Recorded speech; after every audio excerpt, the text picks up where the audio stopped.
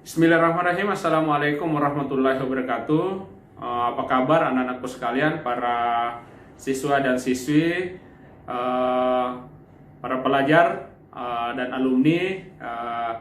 Kali ini saya ingin juga menyapa anak-anakku sekalian yang ada di panti-panti asuhan yang ada di Kabupaten Pindrang, khususnya yang ada di Panti Asuhan Siti Hadijah Pindrang, juga yang ada di Panti Asuhan Matirobulu, ada juga yang di Andi Paweloi, serta yang ada di Jalan Anggrek, dan lain-lainnya yang tidak bisa saya sebutkan satu-satu di kesempatan ini. Kali ini saya ingin membuat atau menceritakan sebuah kisah yang dialami atau yang dilakukan oleh cucu-cucu Rasulullah Shallallahu Alaihi Wasallam, yaitu Hasan dan Husain, yang memberikan nasihat kepada orang tua, ya. Nah, tentu kita biasa melihat atau menyaksikan orang yang lebih tua dari kita melakukan kesalahan atau tidak sesuai dengan syariat yang dilakukan, syariat yang dituntun oleh Rasulullah Muhammad Sallallahu Alaihi Wasallam. Nah, bagaimana cara menasihatinya? Nah, seperti yang dilakukan oleh cucu Rasulullah Muhammad Sallallahu Alaihi Wasallam, yaitu Hasan dan Husain. Suatu ketika Hasan dan Husain ketika lagi ingin melaksanakan sholat di masjid, tiba-tiba dia melihat seorang tua yang melakukan kegiatan atau berwudu, ya, melakukan berwudu. Tetapi cara berwudunya itu asal-asalan saja, ya, tidak sempurna seperti itu yang biasa yang dituntunkan oleh Rasulullah. Nah, di sini terganjal dua persoalan, ya. Apakah kita tinggalkan saja karena dia lebih tua dari kita, beliau, atau memberikan nasihat, ya. Tentu saja maka berundinglah mereka bagaimana cara menasihati orang yang lebih tua daripada Hasan dan Husain. Lalu kemudian setelah berwudu orang tua itu mereka mendekati, lalu kemudian menyampaikan kepada orang tua tersebut, wahai paman, katanya seperti itu, wahai paman, kami ini lagi berselisih di antara kami berdua. Selisih kami adalah kami masing-masing merasa bahwa cara berwudu kami yang sudah benar dan dia yang salah. Salah satunya yang salah begitu. Nah, sudikah kiranya paman menjadi hakim atau menjadi apa ya, kira-kira wasit lah kira-kira kalau pertandingan dalam cara berwudu kami.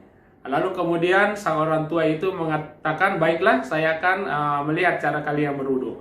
Maka kedua cucu Rasulullah itu, Hasan dan Husain, berwudulah dengan cara yang dituntunkan oleh Rasulullah Muhammad SAW dengan sangat sempurna. Kedua-duanya sangat sempurna. Lalu kemudian setelah selesai, Hasan dan Husain kemudian bertanya kepada sang orang tua tadi, paman, mana di antara kami yang sebenarnya yang sempurna? Kemudian orang tua itu menyadari dirinya bahwa sesungguhnya dialah yang salah. Lalu dia mengatakan, wahai anakku, sesungguhnya kalian semua benar dan sayalah yang salah.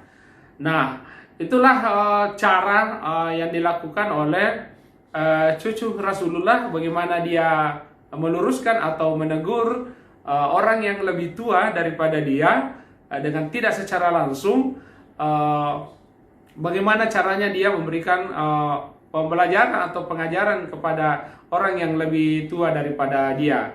Nah, biasa di dalam realita kehidupan kita sehari-hari, kadang-kadang kita menyaksikan sebuah kesalahan yang dilakukan oleh orang yang lebih tua, termasuk orang tua kita mungkin di rumah. Mungkin dia tidak mengerjakan salat atau terlambat mengerjakan salat.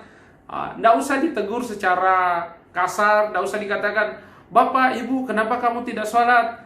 Ya, cukup memberikan tuntunan kepada dia atau menyampaikan kepada dia atau memperlihatkan tingkah laku yang kita lakukan yang sebenarnya. Cukup kita yang lebih awal melaksanakan salat, atau mungkin meminta orang tua kita, Bapak, antar saya pergi ke masjid, umpamanya kalau situasinya lagi aman, tidak seperti sekarang ini. Atau ayah, bisakah ayah mendampingi saya untuk melaksanakan sholat karena waktunya sudah tiba? Ketika ayah mungkin lagi membaca koran atau melakukan aktivitas yang lain, tidak usah memaksa atau melakukan hal-hal yang buruk. Yang lebih salah lagi kalau hanya sekedar meninggalkan, ya harus juga kita tetap memperingatkan kepada orang yang lebih tua daripada kita itu tentang kesalahan atau kehilapan yang mereka lakukan. Jangan juga ditinggalkan, dia lebih tua dari saya, biar cuek aja, nggak usah dihiraukan, nanti akan baik sendiri, kalau salah sendiri. Ya, seperti itulah tuntunan atau hal kecerdikan cucu-cucu Rasulullah yang disayangi, yang sangat disayangi oleh Rasulullah, yang merupakan putra dari Ananda atau anak Rasulullah, yaitu Fatimah Zahra, dan sahabat yang juga menantu dan juga sahabat Rasulullah, yaitu Ali bin Abi Thalib.